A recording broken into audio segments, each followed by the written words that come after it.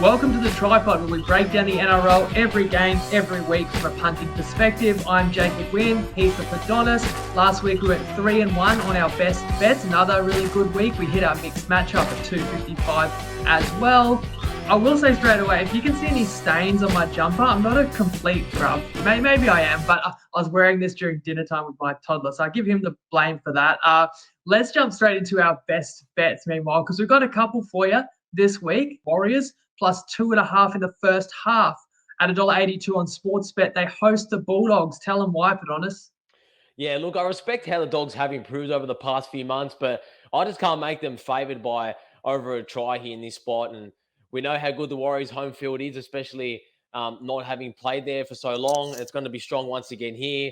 And they are moving Wade Egan back into dummy half, which I think gives them their best balance. The Dogs also have to contend with a 5-day turnaround and another travel trip to New Zealand, which they wouldn't have had to experience for at least 2.5 years. So that's going to be new for them. And the one thing that always gets questioned with the Warriors is their effort, but I'll guarantee that they'll be right up for this contest, and that makes them a live underdog. So we have to grab them with the points, and the first half's the best way to play it.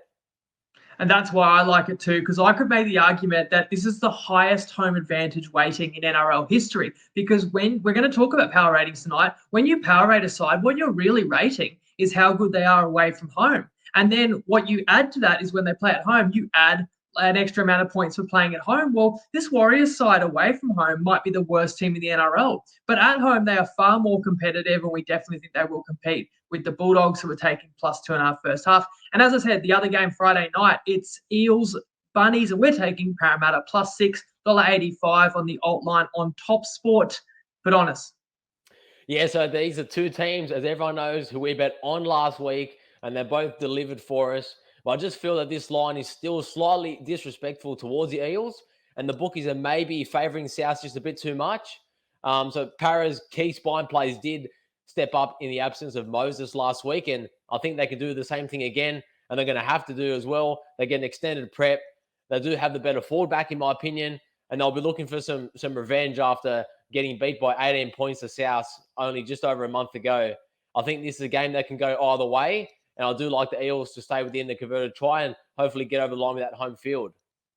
And depending on what happens the night before with the Storm, a top 4 spot may be up for grabs for Parramatta. And yeah, we like them for a lot of the same reasons that we liked them last week. Outside of missing Moses, they're pretty complete and they're dialed in right now. And their opponent is as well, in fairness. As you said, we backed both these sides.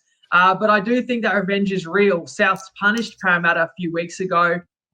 Parramatta knows what they need to do to turn that around and flip home advantage. They get to play at Combank for this one. It's a close game for me. So plus 6, I've got to take them. We'll discuss all the games. Some we actually disagreed on as well. But when we're going to do a special segment tonight where we're going to talk about who the best team in the NRL is right now. But first, let's see how the markets are shaping up thanks to Top Sport. Hello TryPod family, it's Tristan Merlihan here from Top Sport, and we've got a weekend full of finals implications where the game on Thursday night, the Panthers host the Storm, where if the Panthers win, they guarantee themselves the minor premiership, which I think they've probably already got anyway.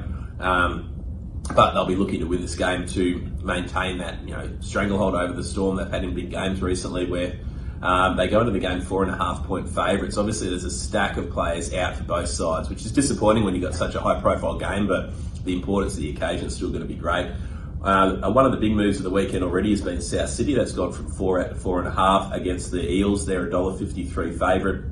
And then also the Roosters in another game of big importance against the Cowboys has gone from 2.5 out to 3.5. Some of the games that are involving a good side against one of the weakened or teams out have also seen some moves where the Sharks have got 11.5 out to 13.5. The Bronx 16.5 out to 18.5.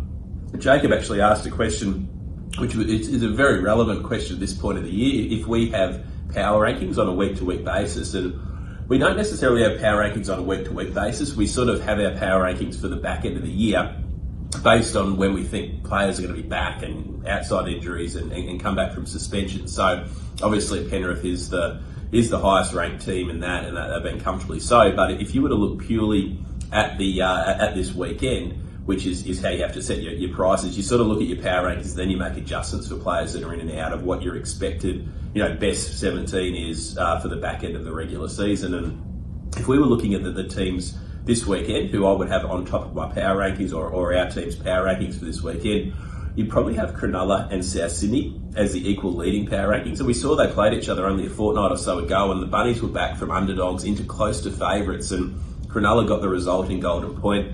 So I'd probably suggest Cronulla's still slightly on top of South Sydney, but pending this week's results, it might even flip. So I'd say Cronulla are probably sitting on top of this week's power rankings, then South Sydney, and maybe the Roosters or the Panthers sitting that next rung down, maybe slightly the Roosters and then Penrith next. So it's an interesting one, fascinating question, but that's sort of how we have them grouped at the moment. Good luck over the weekend, guys.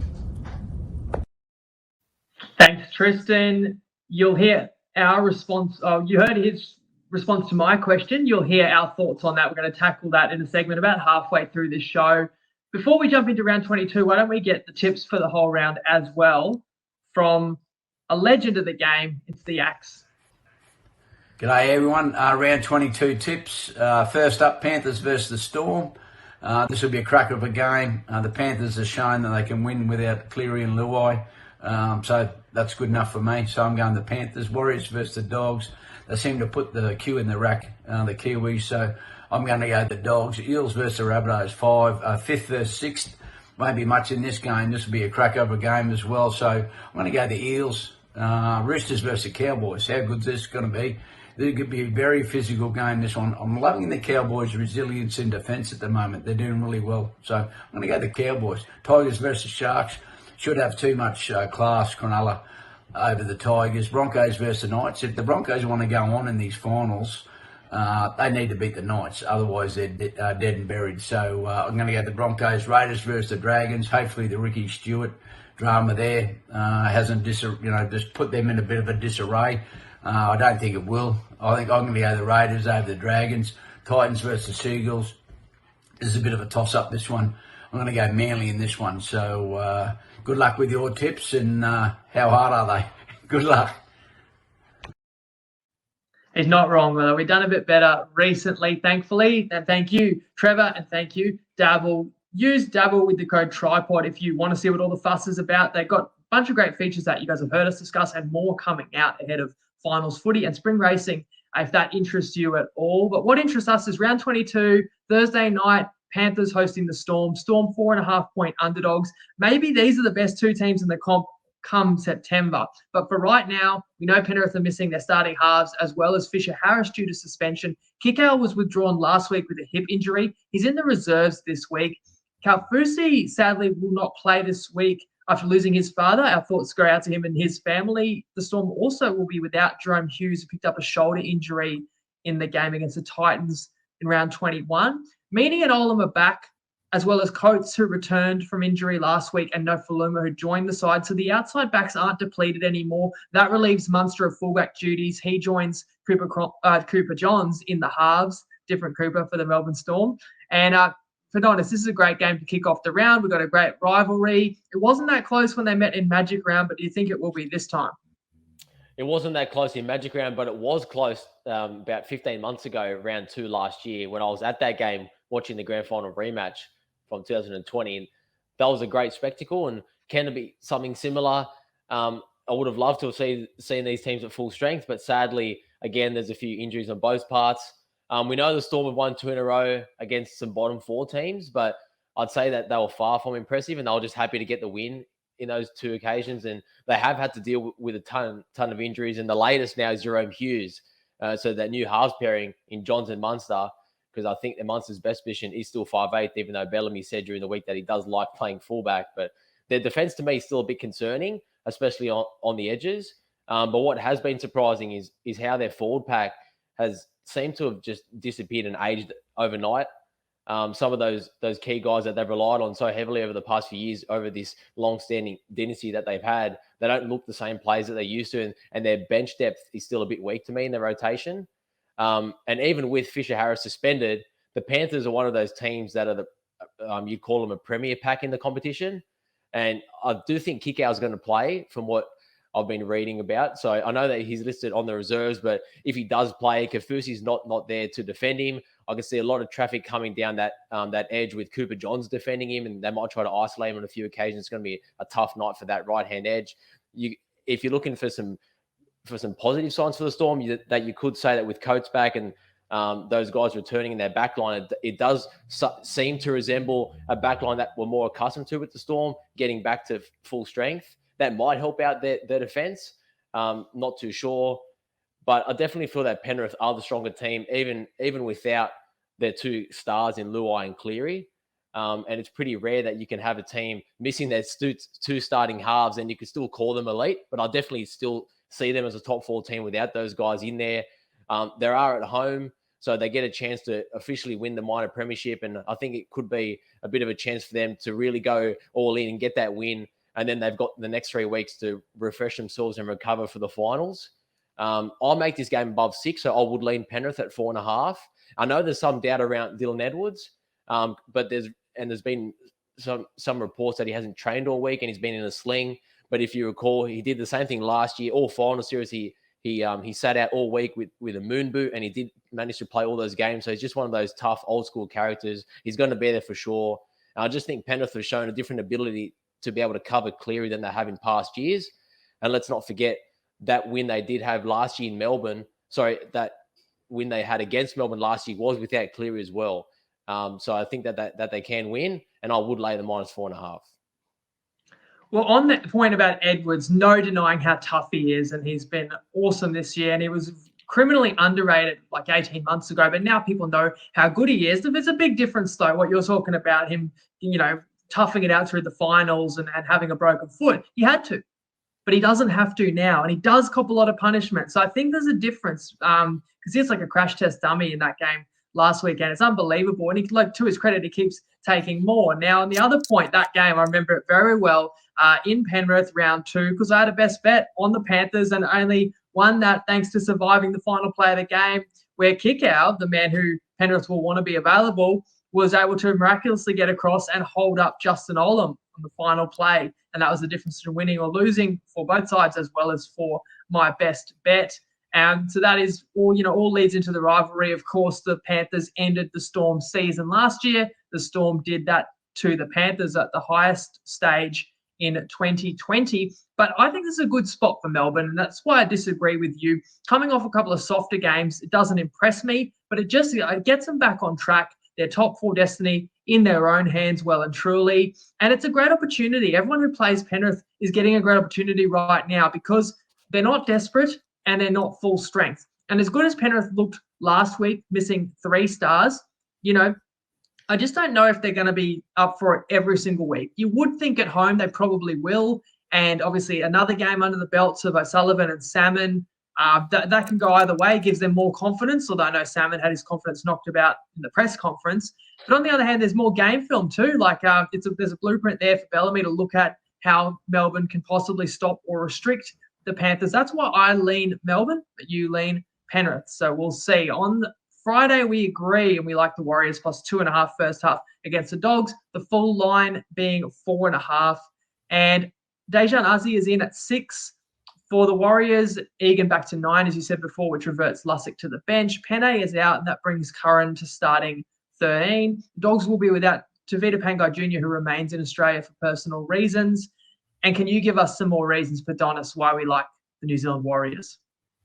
Yeah, so the Warriors, if you just ask the general person in the street, then they probably see these two teams as trending in opposite directions, and they see the Dogs that's been recently playing well and above their ladder position, whereas everyone still sees the Warriors as that hot and cold team and anchored to the bottom of the 16 on the ladder position, where I do feel that situational spots do matter in the NRL, and we have seen the Dogs now having to travel to Bundaberg and then on the back of a 5-day turnaround to go overseas to Auckland. It's going to be a tough place for them. And the Warriors are out of finals contention, or both teams are. So I think motivation matters for both teams. And if I do look at the Bulldogs as well, then I can definitely see them looking forward to the next 2 games, playing the Eels and Sharks that are similar Sydney teams, some of their previous rivals. So they can be forgiven for coming out here and being a bit flat and maybe prioritising those high-profile matches and maybe causing spoiler to some of those teams for their finals runs.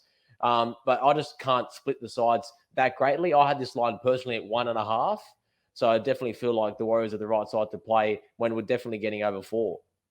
Yeah, and that's because of this monumental home advantage, because they are such a different team, New Zealand, in front of their home fans. We saw last week, they stood up, or last time they played at home, I should say, they stood up against the Melbourne Storm, and that's a higher level caliber opposition than what they're going to face in this one. And I just go back forward pack for Noah Blake, Tohu Harris, Curran, Aiken, Murchie's been in great form. That's going to keep them in this game. The Dogs are playing positive, joyful footy for sure. But you go back to they won a couple of games by double digits. They were very weak opponents. Last week, I'm not going to put it all down to the breeze, but it was 10-all first half when they had a massive breeze at their backs. They did end up losing by double digits when they ran into it.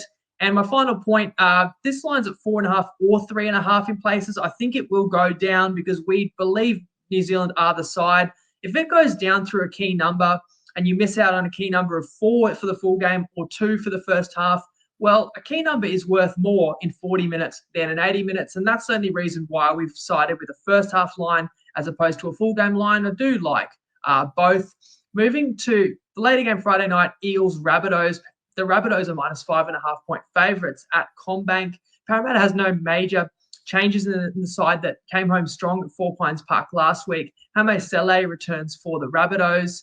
And as you said, but honest, we won best bets on both these sides last week. I'm happy to be on para for a lot of the same reasons, though I will admit I'm not thrilled to get out in front of South Sydney because they're in some serious form themselves. They are. They're absolutely surging right now, and they do have the potential to leapfrog the Eels this week on the ladder. So it's going to be a big game for both teams. There's no denying that. And I do agree with the market that Souths are the better team, but the line for me is just a little bit too wide. And as I touched on at the top, I think that the Eels are being a bit too disrespected and maybe they're favouring South too much. And you heard Tristan say as well that he's got South power rated as his number one team, which we can talk about coming up. But I can make a case for South as well that I could say that this game may be a bit more important for them, given that their last 3 games are a bit tougher and they are behind on the ladder. But I just think that given the Eels got that big win against Manly, they've had a full week to prep for this game. Brad Arthur's got to have his guys fired up. They don't want to make the same mistake again because they did experience how they lost to South a few weeks ago and they lost to Brisbane at home in front of their fans too. And let's not forget, when we talk about revenge, the last time these two teams played at Bankwest Stadium, or CommBank now, was in the 2020 final series with South Sydney knocking out the Eels, and they won by 18 points in that encounter. So I think South have won about 4 or 5 in a row against the Eels. So it's been a tough matchup for them, but I know it's going to be hard without Moses. But that's why the beauty of taking the +6, we don't need them to win, and it's a market-beating line as well. So we definitely have to play it. And you go back to that recent encounter, and I've spoken about this a couple of times. It was in pouring rain. Eels, a dominant forward pack that likes to offload the ball. They couldn't do that, which is arguably their biggest strength, and their playmakers play off the back of that. In better conditions, that changes the game plan and could keep it closer. And I'm not afraid to take a side against someone that beat them recently because I'm not sure it's an advantage. I think you've shown the opponent exactly how you beat them, and it gives you the team that suffered defeat a chance and extra motivation to overturn that. No doubt both sides are going to be very motivated, and I expect a really high quality game. And that's fine. If I think it's going to be a cracking game and you're telling me I can get +6, then that's pretty easy for me to jump aboard for a best bet and involve it in the mixed matchup. So mixed matchup over and done with Friday night, because those are the 2 games we've got our biggest edge, our best bets in our opinion. So let's just take Warriors to score more points than Rabbitohs at $3.15. For a max stake of $100 on TopSport. The max stake goes down to $100 when the price goes above $3. And it is a decent price here because we're like a converted try underdog in terms of the marketplace. But I mentioned before, when the Warriors were at home last time against Melbourne, they scored 3 tries and they butchered a couple more as well. And they're playing the Dogs. I think they can get 4 tries, and that'll give us a great shot this one because we believe in Parramatta's defense. And you've heard the case why, because we've made them a best bet. So if you believe in them too, jump on with us. If you need a top of your account, use the code TryPod if you haven't already. Let's move to Saturday. But before we discuss this next game, let's do this special segment and let's ask the question that I put on social media today. I'll give you guys a reminder. Here's a question for today. It's something we're going to discuss on tonight's pod. Who is the best team in the NRL right now, including injuries, including suspensions? Who would you want to back to win a game this weekend above all others? You could still say Penrith, but no Cleary, no Luai, no Fisher-Harris. Storm don't have Pappenhausen, as we know. Hughes also out this week. Eels in good form. No Moses. The Cowboys in great form. Are they the best team in the whole NRL? I haven't put the Sharkies up there. Is it Roosters? Is it Bunnies? Let me know. So, Padonis, I'm going to put this to you in a different way, just to help everyone wrap their head around what the question is I'm asking before we tackle it. Let's say, top of the English Super League, St. Helens right now, they're coming out this weekend to Australia, let's say, in this hypothetical. They're going to play an NRL team in Perth. You get $1 million if the NRL team wins. And you get to pick which NRL team we're going to send over there to play them. The only condition is the team will line up exactly the way they line up this round in round 22. So hence the ladder, it's basically irrelevant. It all comes down to your round 22 power ratings. Tristan, you mentioned Souths. He had them right up there. But Tristan actually sharing some fascinating insights that in-house at Top Sport, they don't keep necessarily weekly power ratings, but they have an overall power rating that's how good they think a team is at their best. And then they adjust downwards based on who is out. And they believe Cronulla Sharks are the best team in the competition right now. And I think that shows why this is such a good question, because I'm going to put your power ratings up on the screen, Padonis, and you have the Cronulla Sharks 5th. So please share your thoughts on that, as well as who you'd be sending over to Perth for $1 million. The team that I'd be sending to Perth for $1 million would be the Cowboys right now at this point in time. You're a Cowboys hater. Tell us why. Well, look, for me, the Cowboys, I just feel that they have the best balance 1 through 17 through their forward pack. They do have some strike out wide, as we know. They can't even get a guy like Hammer to start in their 17, and he was the backup for Billy Slater in the Queensland camp all year. And I just feel that with Ruben Cotter back as well, that gives them another edge. He was missing, whereas I think some of those other teams, as you touched on, there's no denying that the Panthers are the clear number 1 team, but given the injuries and the suspensions that they're dealing with at the moment, that's why they're sitting in 3rd. But it is still pretty tight and congested. Like the Roosters are still missing some key forwards, so that's why they're not up there above the Cowboys. I've got them currently 2nd. And South, for me, South rely probably a little bit too much on the form of Mitchell and Murray and Cook, and I just feel that their forward pack isn't as elite as those other guys, and they're still missing some of those game-breaking outside backs outside of Mitchell. I know how good Alex Johnson is as a try scorer, but I just feel that they're a little bit light in the centres, especially still missing Campbell Graham. And then with the Sharks, I know Tristan touched on it. He had them close to being their number 1, but they're still missing Dale Finucane. Matt Moylan's out this week as well. Finucane back this week. Finucane back, but Moylan and Kennedy still out. Moylan and Kennedy. So that's 2 of their starting spine members. So if those guys played, then they're probably pushing 2nd or 3rd in my rankings at the moment, but it's pretty tight. And it goes to show that it is an open competition for that 2nd spot outside of the Panthers. How did you see it, Jacob? Yeah, well, with the Sharks, I mean, this is not a boxing championship belt. So yes, the Sharks beat the Bunnies 2 weeks ago, but it was Golden Point and it was in Cronulla. So if the Sharkies and the Bunnies were meeting this week, I would take the Bunnies. So that's why the Sharks, for me, they're not the best in the whole land. And I apologize because I got a lot of comments on TikTok and a bunch of people did say Sharks. Some said Rabbitohs, some said Roosters, but I should have had the Sharks on my graphic. I cut corners, not putting their logo there. They deserve to be in the conversation. I mentioned why not Melbourne. I mentioned why not Para. And sorry, Padonis, we're not going to talk about Broncos. They're off 2 losses and they've got no Carrigan. So for me, it came down to 4 sides. Who's the best right now? The 4 that came to my mind, Penrith, still in the conversation. North Queensland, Rabbitohs, and Roosters, who are probably in the hottest form, those sides. And the more I thought about it, I can't say Penrith is still the best in the competition without the starting halves, without Fisher-Harris, Kick-Out questionable this weekend. So I was down to 3. And I really think it's debatable between those 3, Souths, Sydney Roosters, and North Queensland Cowboys. I don't think there's a correct answer, but I'd love to hear what everyone watching thinks. So let us know. What I think is most interesting, and I will share who I'd put top of the heap. The interesting part is that the Roosters and Cowboys play this weekend, and they're arguably the best 2 teams in the competition right now. According to your power rankings, they are. And for me, they are as well. And obviously, when we look at a game to handicap, the very first question we must establish in our minds is who's the better team and by how much. When I looked the Roosters and Cowboys up and down myself, I feel the Roosters are the slightly better team. So I actually will put the Roosters number one, best team in the comp, the 8th place Roosters right now. If I've got to send someone to Perth, I'm sending the Sydney Roosters. Can you believe it? And of course, we're betting against Souths this weekend. So I have them very close second, but I won't say Souths are the very best, but they're right there.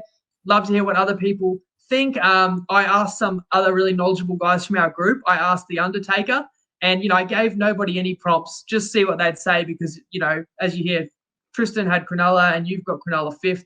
But honest, I would have Cronulla outside my 4 options as well. Well, The Undertaker was exactly with you. He said Cowboys 1, Roosters 2, but it's ridiculously close.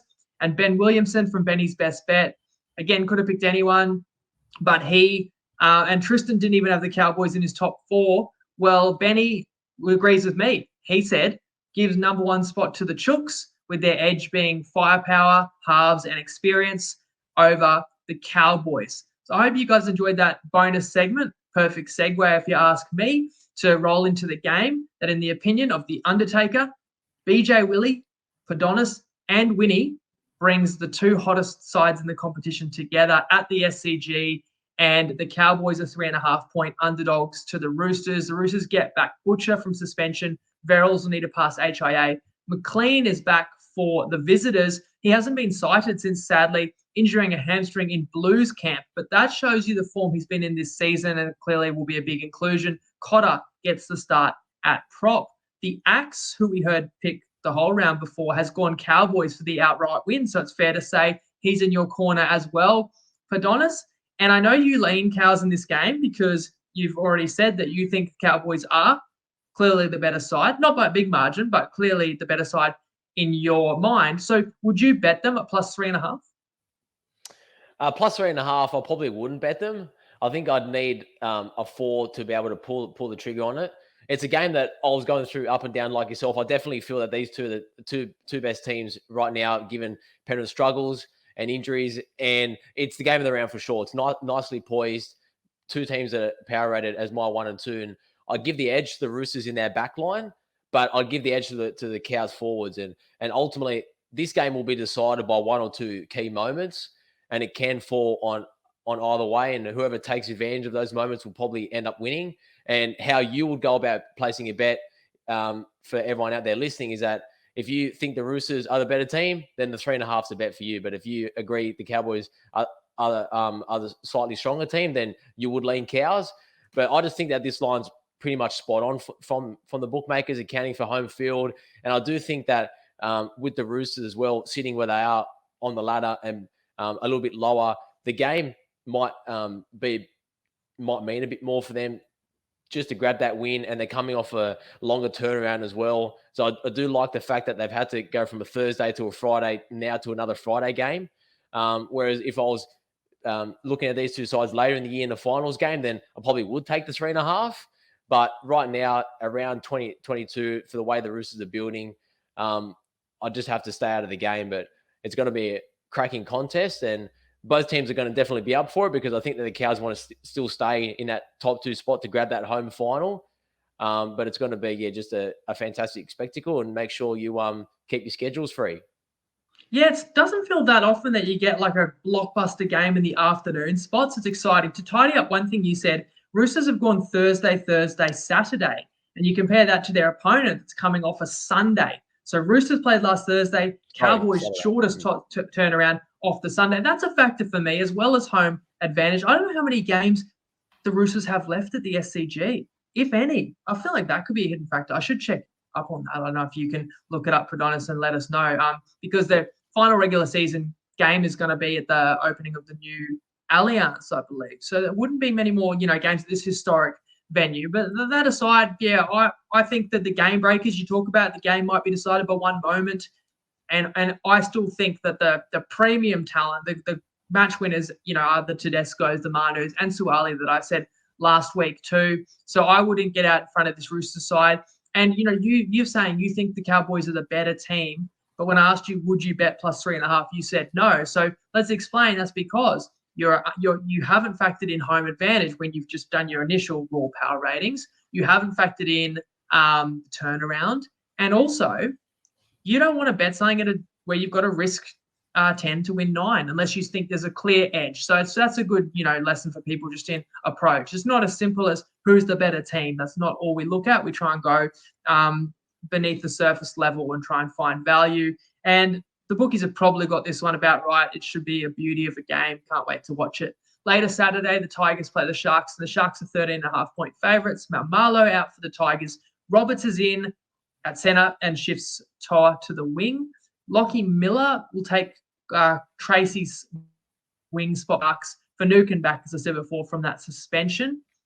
And the best team in the world right now, according to Top Sport, is the Cronulla Sharks. Would you lay the line with them, Padonis? I wouldn't lay the line, but I do lean towards the Sharks as well. I just feel that the line's a bit higher. For me, I'd have this line around 11.5. That's what I'd need to lay it. Because we've seen the Tigers were definitely flat last week. And whilst they don't have the class of these top teams, they can compete physically with them on their day. But I do think that they've struggled without Hastings in the middle there last week. And I think he really does help to shape their attack. And they did look pretty predictable. And that was a Knights side that were defending him. But the Sharks, to me, are just looking a little bit different class. And they're a team that have shown patches of dominance. But ultimately, I think that they let themselves down a bit too much with poor errors or lapsing concentration for a period in games. I don't think they've put together a complete 80-minute performance yet. And this has led to a few games where they have failed to cover against some lesser teams. And now without Moylan, again, that's definitely a number for me that's a little bit too high. I do love the fact that they have an ability to defend those errors that they do make. And it could cost them against one of the top teams later in the season if they don't sort that out in their game. But they should have no problem taking care of the Tigers. And I've got no doubt the Sharks will be winning this game outright. But yeah, I just can't get there on the number. And the Tigers have been a tricky side to catch recently.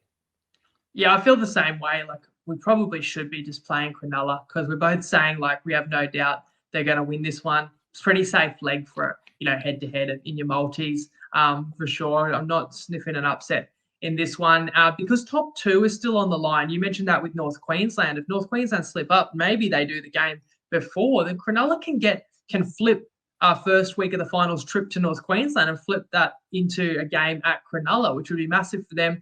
And the Dragons kind of junked it up last weekend at the Prison, which made the game tighter and was our only losing best bet last week, in fact, when we took Cronulla, while the week before, the Tigers were our only losing best bet, and that was when we didn't believe in them at all, and they played against Brisbane. Then the Tigers came home and couldn't even beat Newcastle. And that's the thing I say about these bottom or lowly sides. They're inconsistent. So to your point, how do we know what we're going to get out of West? It's really hard to know. But I do feel like if you play the Sharks, you're going to be paying a premium because everybody's going to pretty much side with the Sharks in this one, especially after watching West, as I said, couldn't even beat the Knights on Sunday Arvo. So who would be taking them in this one? And if everyone's on something, you're probably not getting a great deal of line value. So we'll move on to another game where everyone's probably on one side. That's Brisbane hosting the Knights, and the Knights are plus 18.5-point underdogs. Tamari Martin returned from injury via the Queensland Cup last week, now gets the 1 jersey. Brenko Lee also back, with the Broncos choosing experience over youth at the expense of Mariner. The Knights lost Clifford to a broken arm, and Barnett also got an injury last week. Clune is back at 7, and Clemmer is also back for the Novocastrians. He starts at prop. Brisbane was a chance of making the top 4 just a couple of weeks ago.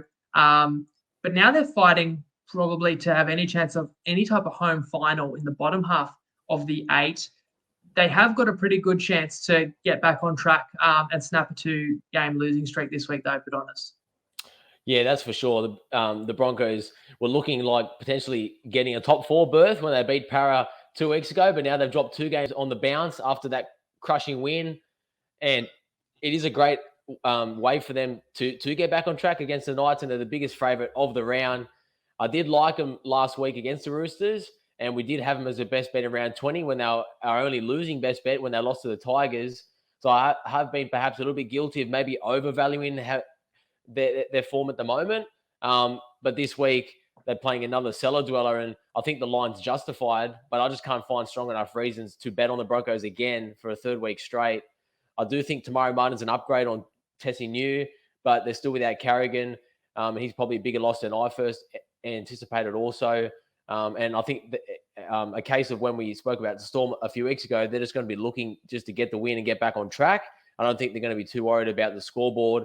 And the Knights did get a confidence-boosting win of their own last week. And for all the talk about how poor O'Brien has been and that side around him, I do think that the Knights showed that they are still together as a squad, because there was some talk that maybe there was some fractures in that camp, but that win, I think, dispelled those. And I just can't lay -19.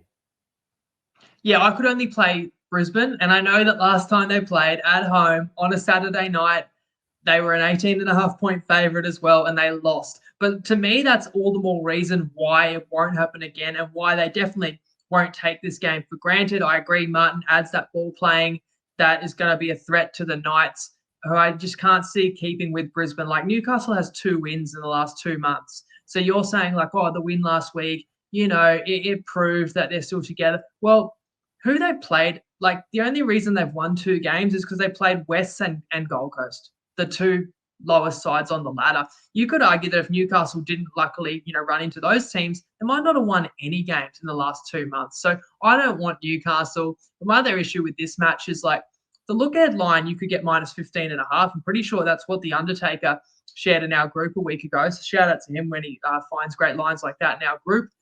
But, like, you could have laid -15.5 last week, and maybe the Knights were a complete basket case, and then the Knights actually show a sign of life.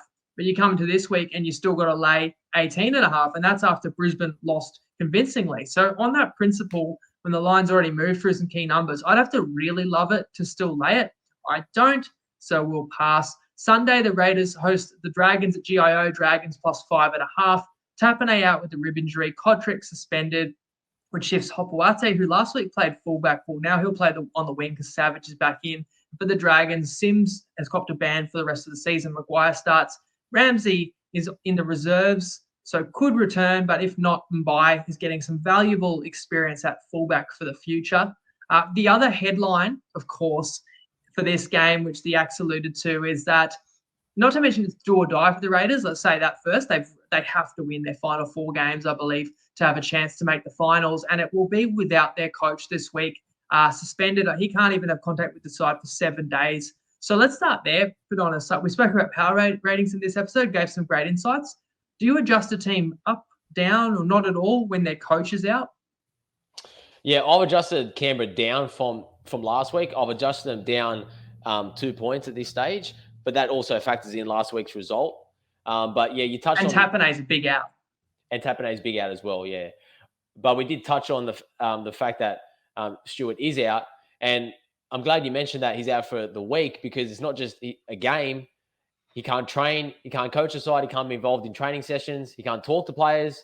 And on top of that, he is banned from the game attending on Sunday. So I think we're entering uncharted waters from the NRL perspective, and as handicappers also, because we need to try and assess how we feel that this affects the team's psyche and preparation going into the week. And I know that we talked about it on the recap on Sunday night, but one thing that I'm still struggling with is that how last week's loss against the Panthers is going to impact Canberra for the rest of the season. Because yes, they can definitely win all 4 games. They're going to be favoured in all 4 games, and they can potentially make the final still. But we spoke about how that game against the Panthers, if they looked at that a few weeks ago, they wouldn't have expected to win that, and it would have been a bit of a free roll for them. But I think given the circumstances with Luai, Cleary, and Kikau even pulling out on game day, and that game closing almost pick'em, part of me feels that losing the way that they did in that manner might have the opposite effect, because what chance do you have in this premiership race moving forward if you can't even get close to beating the Panthers at your own home ground on a must-win occasion? So that, for me, is a little bit some doubt over Canberra, because if you look at this line and you see -5.5 on face value, it does look appealing for some people, because one team's playing for something, whereas the Dragons are officially or almost out, and Canberra at home, so it does look skinny. But that'd be my one hesitation betting on Canberra. And I do think the Dragons have showed enough in that second half against the Sharks to show that they're not going to be throwing in the towel for the rest of the year, and there'll still be some determined and toughness about them. and you do have to match their intensity. Otherwise, they're going to beat you on their day. So for that reason, I would take the points with the Dragons. And if I could get over 6, I'll probably take it. But at that price at the moment, it's a pass for me entirely. And I disagree too. And I'll tell you why, because I've thought about this a lot. So if the Raiders lose on Sunday, that would be so brutal. It would end their season effectively. And you're a home favourite. And obviously then the storyline out of the game is going to be that what Stewart did, Stewart's outburst had cost them their season, because people will say, well, clearly the disruption of the week, with them being a favourite, if they lose, it's because Stewart wasn't there at all for the week and at the game, as you said.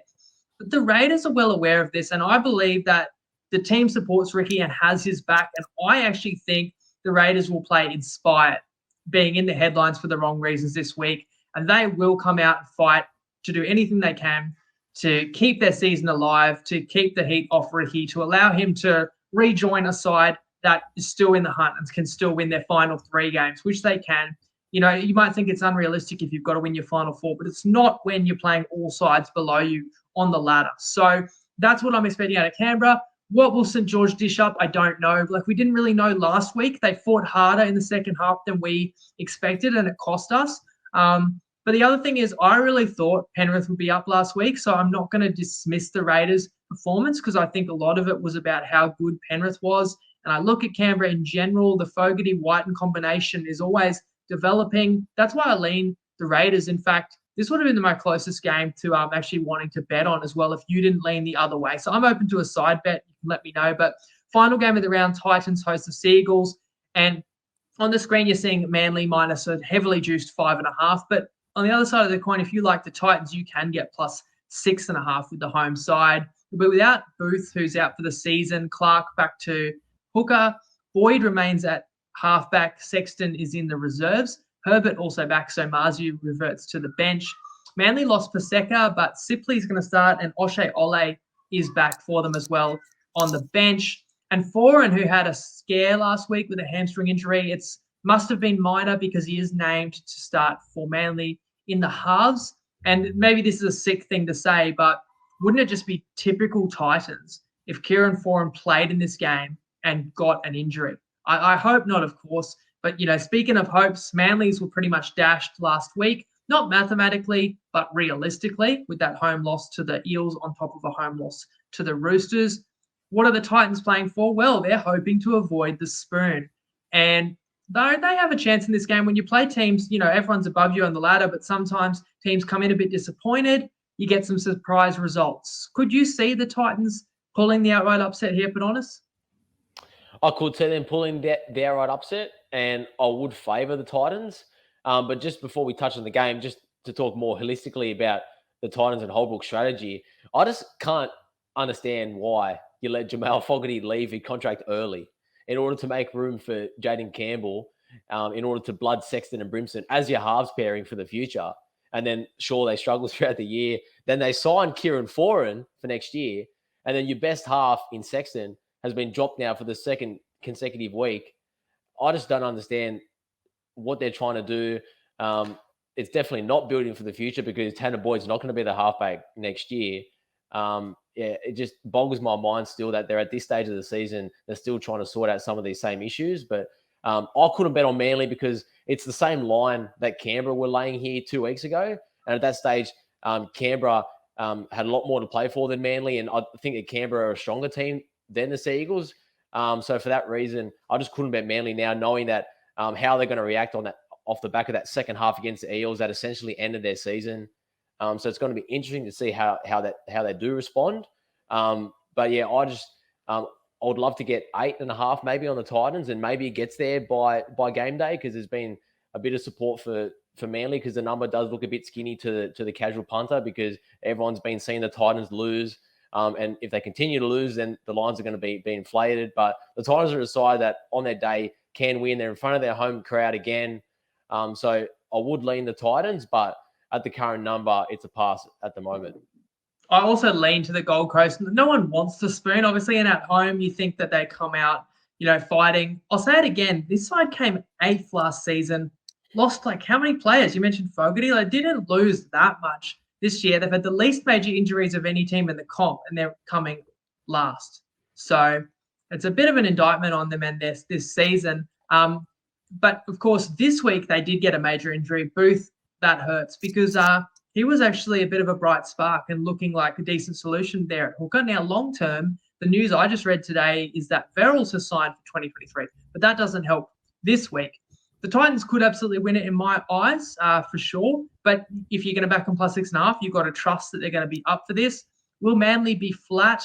I did say in the recap that don't just dismiss Manly losing as, it shows the team's not all together because of the Jersey gate. Give Parramatta a big amount of credit for earning that win last week. And I think Manly may still have this point to prove that they are a united footy team, and that might actually be their motivation. And it's not about you make the finals or you don't, but it's about proving that you are a squad that's going to stick together. And if Manly produces kind of close to what they're capable of, then the Titans won't be able to stop them. That's why I'd also probably lean overs in this game. But we don't have a best bet. But speaking of, scoring tries, this is the Jersey giveaway game. So please comment who you think will score the last try in this game and the minute you reckon they'll score as the tiebreaker on Facebook and YouTube. Winning Mood is on live tonight at 7:30 with last year's Supercoach champion, and you get a chance to guess in there as well. So you get more entries, more chances to join a bunch of lucky people that have scored some brand new NRL jerseys this season.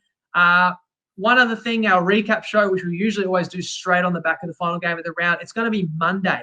It's not going to be Sunday night this week. It's going to be Monday. We can't do Sunday. We will tell you why if you tune into the recap. But we hope you've enjoyed our preview. Please comment your thoughts, as always, which bets you agree or don't agree, or what you're backing yourself, as well as your try-scorer guesses. Good luck this week and have a great one. Always gamble responsibly. And Lego.